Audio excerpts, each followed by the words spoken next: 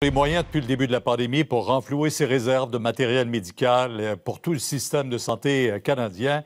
Et Bénédicte, le gouvernement a accordé pour plus de 6 milliards de contrats déjà, dont le plus gros à une entreprise d'Ottawa dont on sait très peu de choses.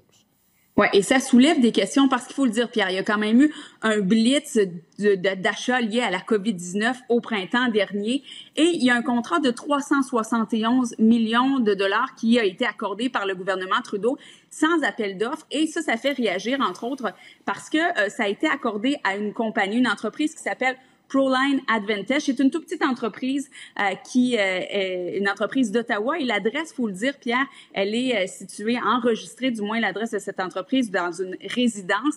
Et ce contrat-là a été accordé pour importer des blouses médicales de protection à l'étranger. Combien de blouses, Pierre? Impossible de le savoir. Ce n'est pas des données qui sont rendues publiques, mais on sait que ça a quand même nécessité 435 conteneurs. Alors, ça soulève beaucoup de réactions. Le propriétaire, Mike Caron, qui a été rejoint par le journal, n'a pas voulu donner trop de détails sur son expérience dans le domaine médical, mais il faut dire que ce montant-là, 371 millions, pour pouvoir avancer les blouses, l'entreprise a quand même eu un financement exceptionnel et ça soulève des questions, notamment du côté de l'opposition conservatrice.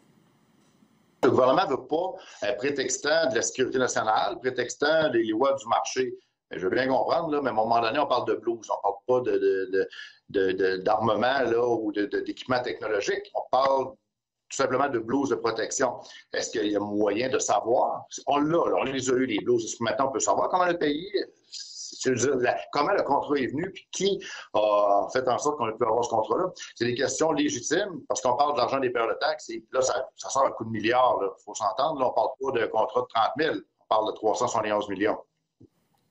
Alors, du côté des conservateurs, on comprend qu'il y avait urgence à ce moment-là d'agir, mais est-ce qu'il est possible d'avoir réponse aux questions pour justement limiter les doutes au sujet de ce contrat-là? Merci. Joe Biden.